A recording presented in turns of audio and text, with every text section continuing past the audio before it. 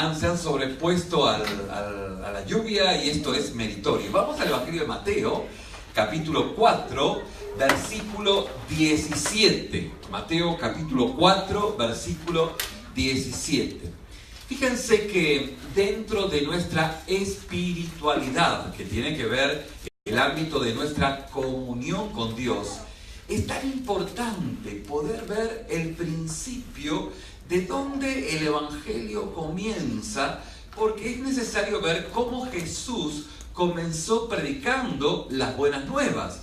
Dicha enseñanza de esta noche nos va a ayudar a poder reinterpretar, interpretar o profundizar nuestra vida de comunión con Dios. Y fíjense que en Juan capítulo 4, versículo 17, es así como comienza Jesús su ministerio, su llamado, su vocación. Así comienza. Dice, desde entonces comenzó Jesús a predicar, a proclamar, a declarar el Evangelio, diciendo que arrepentíos. Diga conmigo, arrepentíos.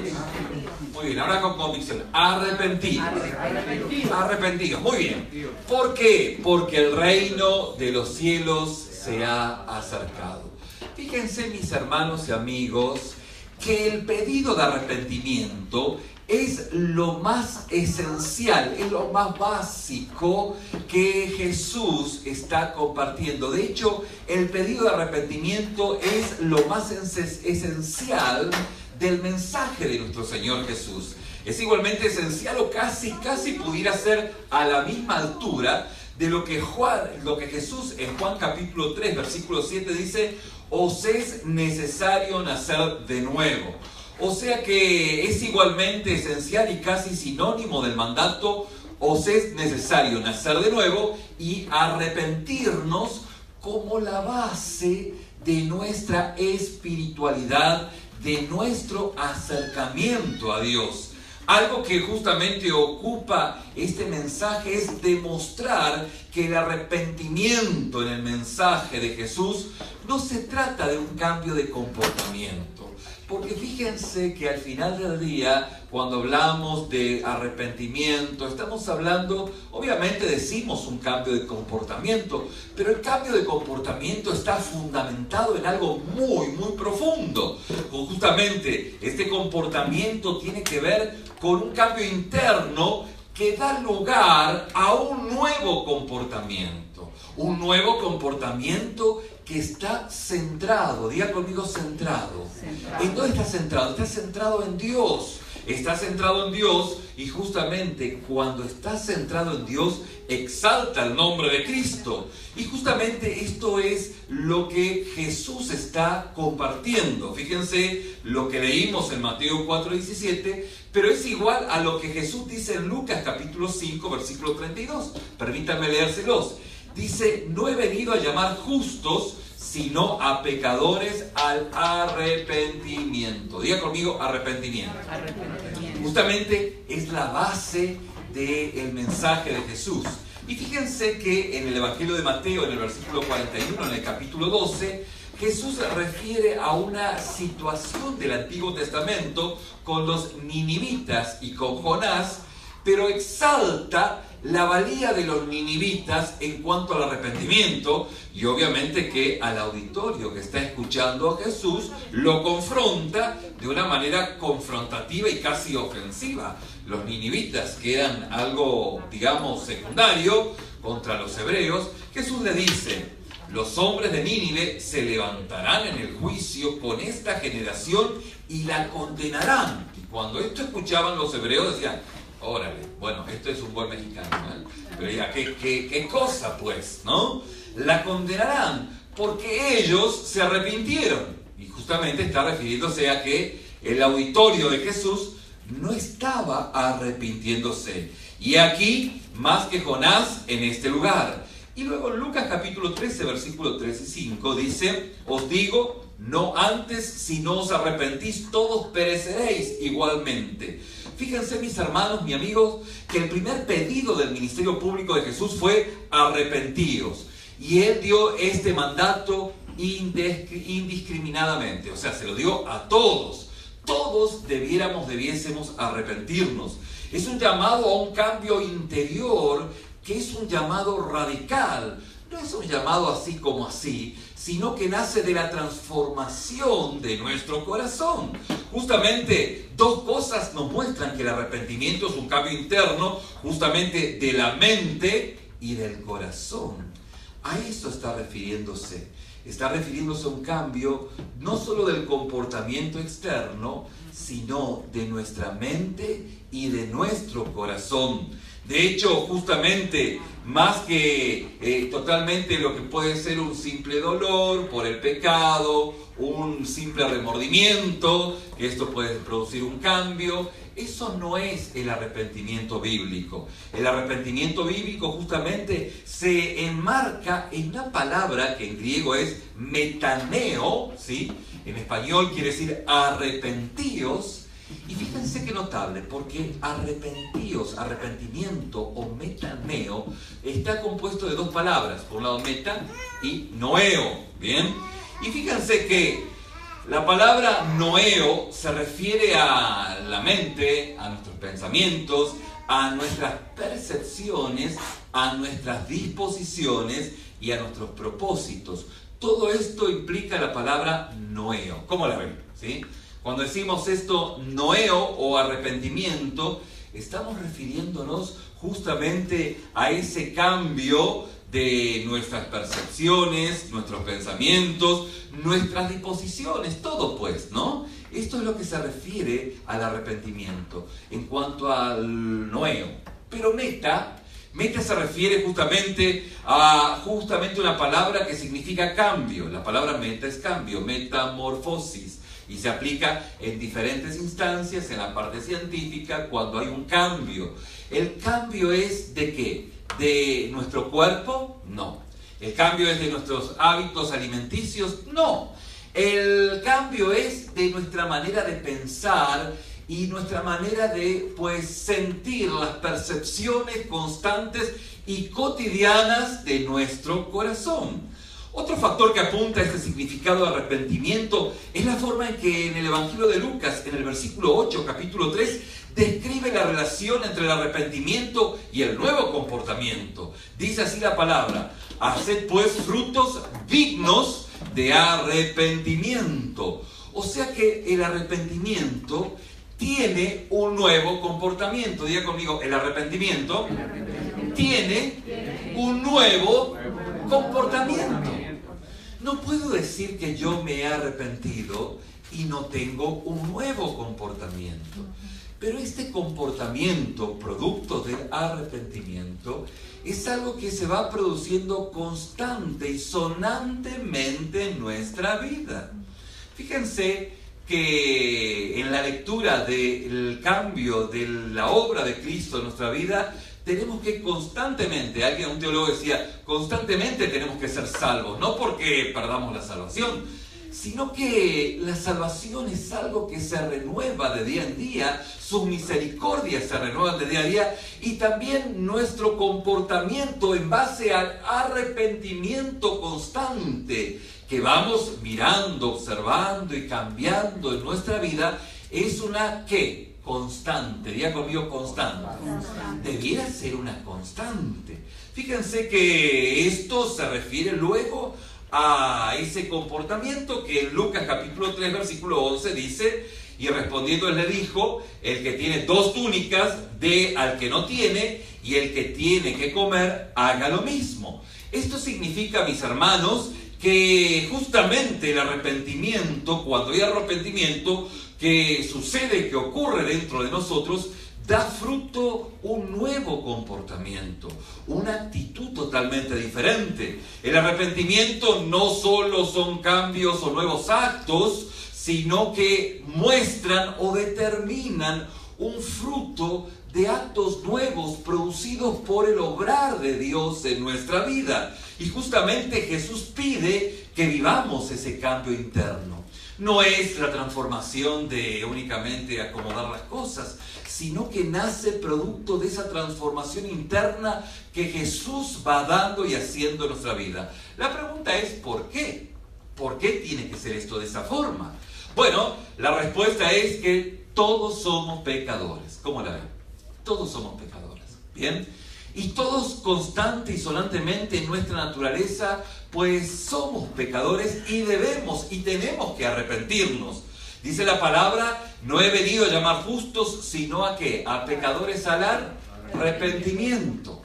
Y cuando hablamos de arrepentimiento, estamos hablando de esa vuelta de 180 grados, donde íbamos en un camino y ahora vamos hacia otro camino. Ahora, esto ha sido nuestro primer paso de salvación, ¿sí o no? Antes, nosotros cuando estábamos lejos de Dios, pues vivíamos en una condición con un corazón, ¿cómo era el corazón? Caído, ¿no? Pero, ¿cómo lo poníamos nosotros? Medio marranesco, ¿sí? O sea, gustaba de, pues, la basura que comen los marranos, para decirlo de una manera muy poética, ¿no? Entonces, así era nuestra vida lejos de Dios. El punto es que en un momento el Espíritu Santo nos mostró nuestra condición y dijimos, ¡ay caray! Así nos vamos al infierno, de esta manera. Esto justamente es el Evangelio. El Espíritu Santo nos mostró nuestra condición y no nos quedó otra que poder mirar nuestra condición, espantarnos de nuestra condición, y cuando nos espantamos de nuestra condición, encontramos la gracia de Dios, el regalo de Dios para nuestra vida, que es la obra de Cristo justificando nuestros pecados. Y lo que hemos hecho, hemos abrazado el plan de Dios. Y esto ha ocurrido en nuestra vida. El Espíritu Santo nos ha convencido de que éramos pecadores, nos arrepentimos delante de Dios y decimos, Señor, perdona nuestros pecados, perdona mis errores, he manejado mi vida como quise, he desconfiado de ti, porque esto es el pecado. Pecado es desconfianza, desconfianza del plan de Dios. Entonces nos hemos arrepentido. ¿Qué ha ocurrido? Nos hemos arrepentido. Ese es el comienzo, pero pensar o quedarnos en que nos hemos arrepentido, quién sabe de atrás, es algo que no es consistente con la vida cristiana, porque la vida cristiana consiste en un constante arrepentimiento. Es que Dios nos va mostrando diferentes áreas y facetas en todos, incluyéndome. Y esto hace que volvamos nuestra mirada al Señor en arrepentimiento, y esto es parte del obrar de Cristo en nuestra vida. Justamente somos pecadores, justamente esto es lo que la palabra de Dios nos muestra. La pregunta que se levanta justamente a ¿por qué? Bueno, somos pecadores. La pregunta es ¿cómo Jesús veía el pecado? Porque tenemos que definir esto. Sabemos qué es lo que es pecado, que es justamente desconfianza de Dios, pero ¿cómo Jesús lo va mostrando? Bueno, lo vamos viendo en la parábola del hijo pródigo, donde Jesús describe el pecado del hijo de esta manera. Dice, y allí desperdició sus bienes perdidamente. Esto lo dice Lucas capítulo 15, versículo 13. Dice, Jesús describe justamente, desperdició sus bienes viviendo perdidamente y consumiendo sus bienes con mujeres de la calle. Esta es la perspectiva en la cual Jesús ve el pecado. Jesús describe el pecado como un desperdicio, como un vivir a su criterio, desconfiando del plan y los propósitos de Dios. Pero cuando el hijo pródigo se arrepiente, fíjense qué notable, dice el Evangelio de Lucas, dice, Padre, he pecado contra el cielo y contra ti. No soy digno de ser llamado tu hijo. Es decir, que ha desperdiciado su vida viviéndola perdidamente con todo lo que significa vivir en el mundo. Y justamente esto de vivir en el mundo, vivir a su criterio, lo ha lastimado. ¿Se acuerdan que decíamos que el plan de Dios es que nosotros podamos ser felices siendo guiados por Él? ¿Sí o no? Este es el propósito, ¿no? Pero nosotros, en nuestra naturaleza, decimos, mira Dios, el punto es sencillo. La felicidad, yo me la voy a aplicar a mí mismo. O sea, yo voy a aplicarme la felicidad a mí mismo porque al final del día, yo sé bien lo que me hago. O sea, eso de que tú quieras que yo sea feliz, de que viva en el centro de tu voluntad y que tu voluntad es agradable y perfecta, creo que está bien, suena bien, pero suena bien para otro. Conmigo no te preocupes, porque la felicidad me la voy a aplicar yo. Yo mismo voy a buscar mi felicidad, voy a tener 1 millón de amigos y así más fuerte poder cantar. No lo conocen esa canción, ¿no? Es vieja, pero sí la conocen, ¿no? Entonces, de esa manera voy a vivir mi vida, pues voy a vivir mi vida y voy a ser feliz a mi criterio y voy a hacer la vida como quiero, porque al final del día, todo lo que voy a emprender en mi vida va a ser para mi felicidad, ¿sí o no? Así como piensa la persona que, pues, está lejos de Dios. El punto, el tema es que cuando empieza a vivir su felicidad, empieza a encontrarse con lo que pudiese ser la vida loca, por ejemplo, ¿no? ¿Quién sabe qué? Y esa vida, que es a su criterio, le empieza a dar trancazos, a golpearlo, y se da cuenta que por sí mismo felizmente no puede ser. Y justamente lo que la Biblia define esto es que esto es el pecado. El pecado es buscar la felicidad por ti mismo, por mí mismo, sabiendo que no nos podemos hacer felices nosotros a nosotros mismos. Y este es el punto, este es el tema. Justamente esto es lo que Jesús hace referencia. Y esto es lo que lastima. ¿Por qué? Porque el querer hacer mi propia voluntad y buscar honesta y genuinamente mi propia felicidad, pues entiendo al final del día que como persona yo no puedo hacerme feliz porque Dios es aquel que puede hacerme feliz. ¿Amén? Muy bien. ¿Se acuerdan que decíamos en el campamento? El propósito por el cual Dios nos ha diseñado es para poder darle gloria a Él. ¿Y qué significa darle gloria a Él? Significa que podamos reconocer que Él es más inteligente que nosotros, que Él es más fuerte que nosotros y que su palabra es aquella que nos ha de guiar. ¿Sí o no? Sí. Ese es el propósito. Entonces, el punto es el siguiente.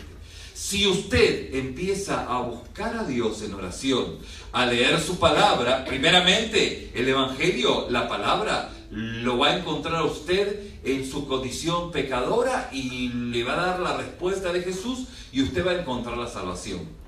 ¿Sí o no? Sí. Esto es lo primero. Pero lo segundo es que usted va a seguir alimentándose de esta palabra, así como el bebé pues tiene el instinto materno de succionar la leche materna, pues de la misma manera la Biblia, quien es la que nos ha dado la vida, nos ha mostrado a Jesucristo porque es la palabra de Dios, entonces nosotros como niños, ¿sí?, en toda la vida, pues empezamos a tomar de este nutriente, ¿sí o no? Esto ocurre. Y en este proceso que vamos viviendo en Cristo, vamos siendo alimentados y vamos reconociendo, diga conmigo reconociendo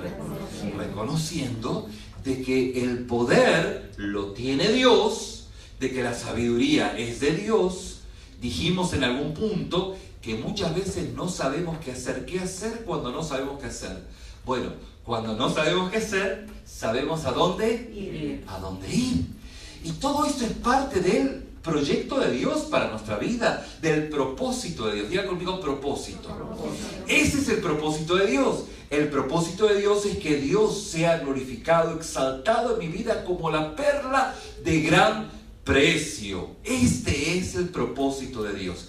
¿Qué ocurre? Ocurre que usted y yo, a consecuencia del pecado, diga conmigo pecado, el pecado que es sinónimo de justamente desconfianza, desconfiamos de Dios. Y venimos siendo, ¿qué venimos siendo? Venimos siendo como una llave perdida, ¿sí? No quiero que levanten la mano, pero reconozco que todos en este auditorio han perdido alguna vez alguna llave, ¿sí o no? ¿Sí? ¿Quién no la ha perdido? No levanten la mano porque nos avergonzaría a todos, ¿no? Pero fíjense que la llave del carro o la llave de la casa es útil, claro que es útil. Es útil cuando la tenemos en la mano. Cuando se pierde, por más que sea la llave del carro, no sirve para nada. ¿Por qué? Pues porque está perdida. Lo mismo ocurre con nosotros. Nosotros, a consecuencia del pecado, aunque seamos útiles, estamos perdidos. El concepto de estar perdido, dice, ¿cómo es que estoy perdido? Si yo sé llegar a mi casa, sé llegar al templo, sé llegar... ¿Qué es eso de perdido? Bueno, perdido para Dios, porque usted, a consecuencia del pecado, usted no puede darle gloria a Dios, usted no puede darle reconocimiento a Dios, usted no puede vivir esa vida guiada por el Espíritu que justamente permite esa dinámica de arrepentimiento. Diga conmigo, arrepentimiento. Ese arrepentimiento que solo el poder de Dios da. Y en esa dinámica es donde nuestro pecado lastima a Dios y nos lastima a nosotros.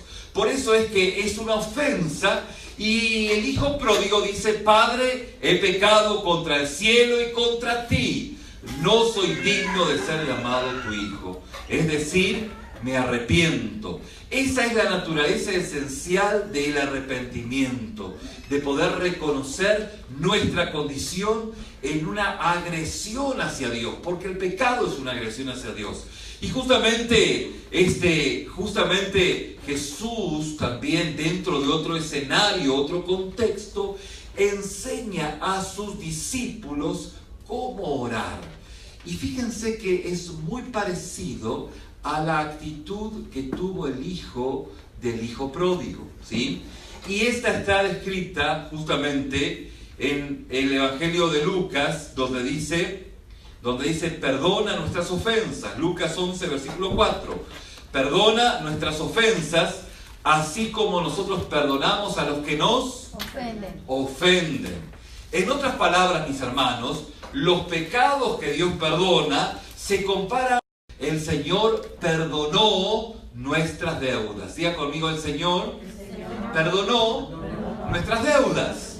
Así Jesús justamente veía el pecado como algo que deshonra a Dios y nos pone en deuda para restaurar el honor de Dios, que hemos difamado con nuestros comportamientos y actitudes, desvalorando a Dios. El Hijo justamente del hombre, como dice Marcos capítulo 10, 45, vino para dar su vida en rescate de muchos. Pero para que podamos disfrutar de este regalo, debemos arrepentirnos. Esto es lo que conlleva la vida del Hijo de Dios. Es una vida que tiene arrepentimiento. Arrepentirse, mis hermanos, mis amigos, significa experimentar un cambio de mente que nos haga ver a Dios como verdaderamente hermoso, digno de toda nuestra alabanza y admiración. Esto es lo que es arrepentimiento. El arrepentimiento es: te perdono, y ya, bueno, te perdono, pero no me olvido. Sí, te perdono, El arrepentimiento es ver a Dios como la perla de gran precio otra vez, porque viendo a Él y en la manera en la cual Él ha perdonado mis deudas, mi perspectiva de la situación cambia. ¿Me va entendiendo? Somos personas espiritualmente sanas, capaces de perdonar, capaces de arrepentirnos, capaces de reconocer de qué forma somos deudores delante de Dios. Y este concepto de deuda me ayuda a poder poner en perspectiva mi relación, digamos, horizontal, pero también mi relación vertical de lo que Dios ha transformado en mi vida. Por eso, arrepentirse significa experimentar un cambio de mente que nos haga ver a Dios como verdaderamente hermoso y digno de toda nuestra alabanza y también de nuestra obediencia. Y este cambio de mente abarca igualmente todas las áreas de nuestra vida. Sabemos esto porque Jesús dijo: si Dios fuese vuestro Padre, me amaríais porque yo vengo de Dios. Ver a Dios con una nueva mentalidad incluye ver a Jesús con una nueva mentalidad, con esa mentalidad justamente del amor de Dios para con nuestra vida. Y mis hermanos, nadie está excluido, nadie está, digamos, con una excepción en cuanto a arrepentimiento, a arrepentirse. La palabra de Dios nos dice que nuestra vida tiene que ser una vida constante de arrepentimiento. Fíjese que en Lucas capítulo 13, versículo 1 al 4, había gente inocente que había muerto en una masacre de Pilato y en la caída de una torre en Siloé, y Jesús aprovechó la ocasión para advertir a quienes traían la noticia diciendo: antes, si no os arrepentís, todos pereceréis igualmente. En otras palabras, No pienses que las calamidades significan que algunas personas son pecadoras y necesitan arrepentirse y otras no. No. No pienses eso. Bueno, fíjese la calamidad que cayó en esa región del mundo, en esa persona, en esa situación. Pues es así, necesitan... No. La Biblia dice que todos, Jesús aprovechando una situación crítica dice, bueno, ellos pues padecieron, pero ustedes también necesitan arrepentirse igualmente.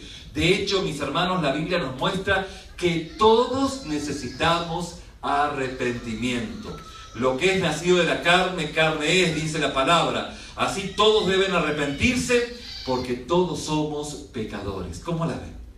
Fíjense que es algo que suena. Jesús dijo, no he venido a llamar justos, sino pecadores al arrepentimiento. No quiso decir que algunas personas son tan buenas que no necesitan arrepentirse. No, está refiriéndose a que todos. Quiso decir justamente que todos necesitamos tener arrepentimiento, ser personas que se arrepienten.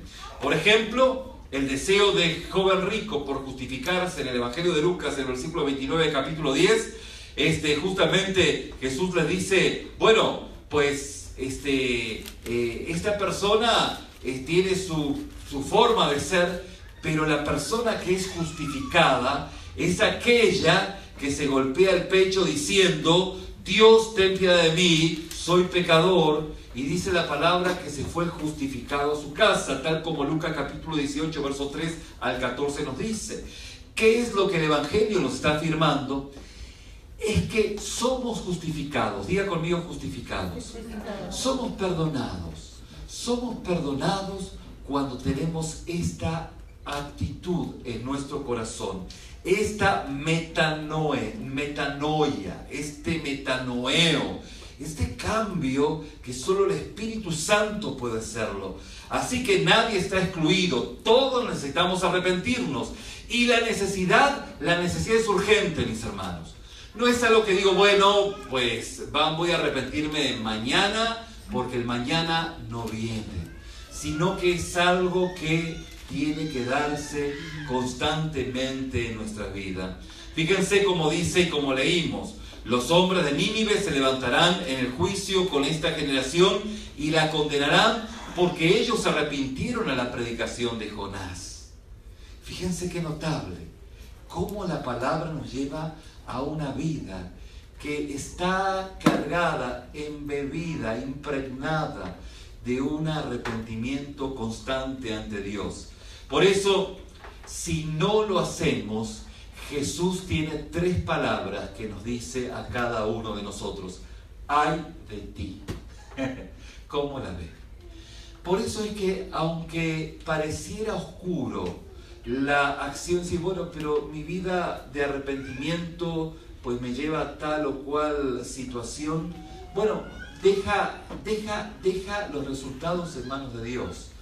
Pero el tema es que tú debieses mantener o caminar por este camino para no recibir justamente lo que Mateo 11, versículo 21 nos dice, ¡ay de ti!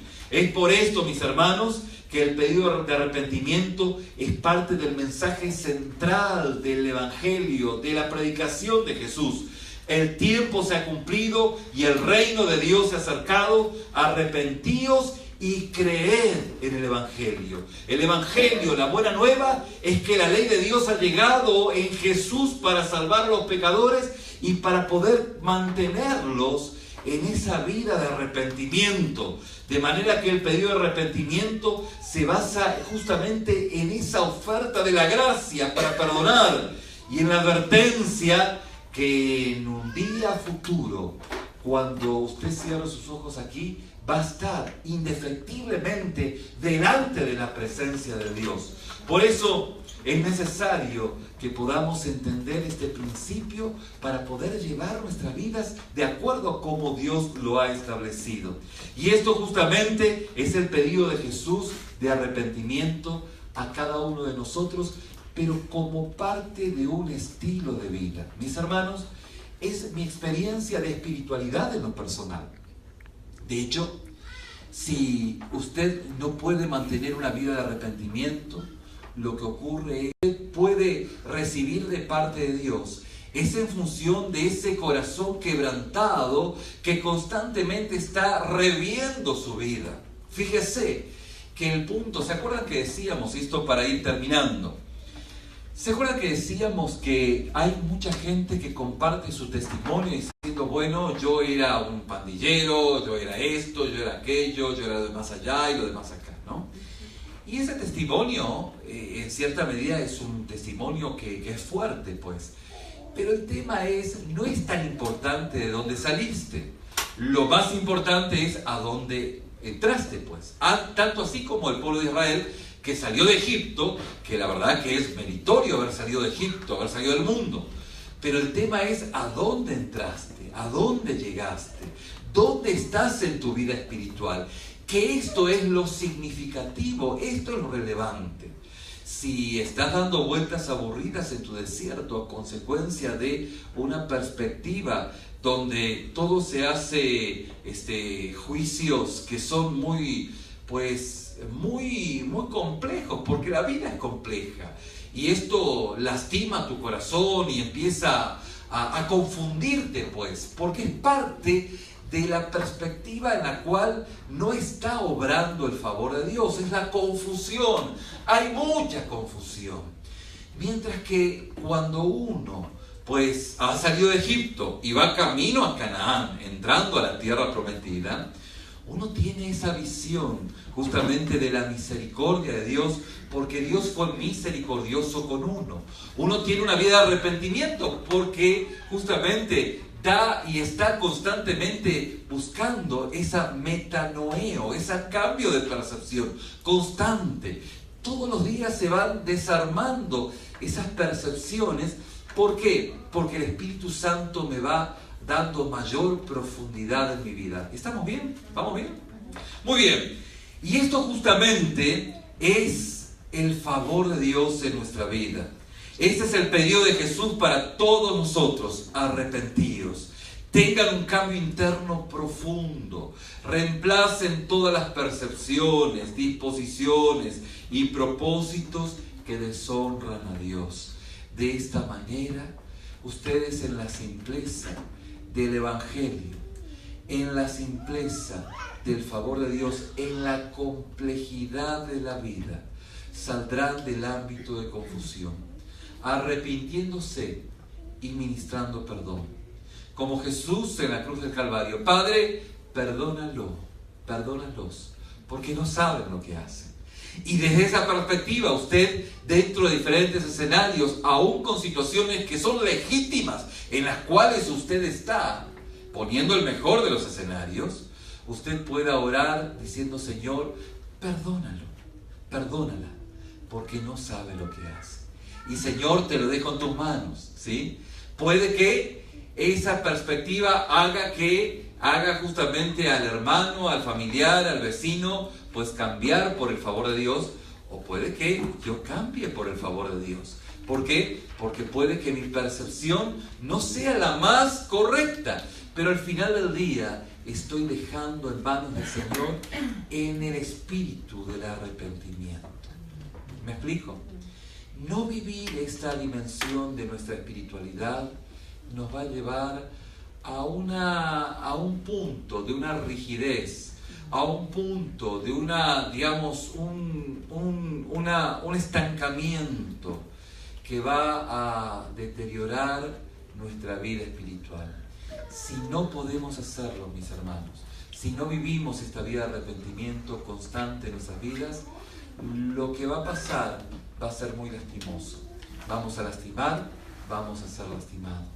Vamos a permitir que muchas cosas empiecen a impregnar y a contaminar nuestras vidas, y no vamos a vivir justamente el Evangelio en la plenitud de esa perla gloriosa que es Cristo, más allá de todas las complejidades de la vida.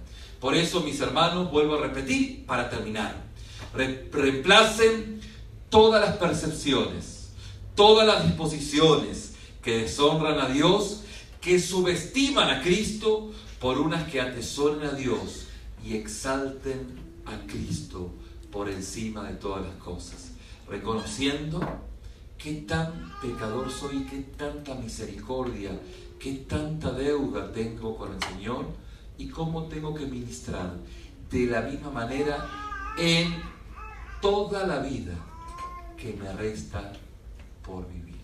Amén. Amén. Vamos a orar. Padre, te damos gracias porque en la exposición de tu palabra hay sanidad y refrigerio para nuestros corazones. Te damos gracias porque la espiritualidad y la comunión contigo nos invita a vivir una vida de continuo y constante arrepentimiento. Te damos gracias, Señor, porque esto nos lleva a rectificar nuestros pasos, a cambiar nuestras vidas y a ser transformados por tu Espíritu. Te damos gracias porque esto nos da una dimensión de la manera en la cual fuimos perdonados. Tú nos has dado, Señor, de tu favor y en qué manera nos hemos arrepentido. Te damos gracias porque el arrepentimiento es parte de esa visión progresiva de nuestra vida, que nos permite ver tu gloria y nos permite ver, Señor, los inmerecedores que somos de tu gracia y tu valía en nuestras vidas. Señor, en esta noche te pido por mis hermanos, te ruego por cada uno de ellos, te suplico que tú hables a sus corazones, que tú obres en sus mentes y que sea tu Espíritu, Señor, el que pueda ministrar para que haya un genuino arrepentimiento. Una vida que conlleve arrepentirse constantemente. Para que esta palabra no caiga en saco roto como tantas palabras que hemos compartido y que ha entrado por un oído y ha salido por el otro. Señor, que esta noche para quienes han escuchado con su corazón sea el principio de un cambio profundo, sea el principio de algo nuevo en su vida, sea lo profundo que solo tú puedes hacer. Te lo pido, te lo ruego, te lo suplico. Mis queridos hermanos y amigos, si usted nunca antes ha recibido a Jesús como su único y suficiente Salvador,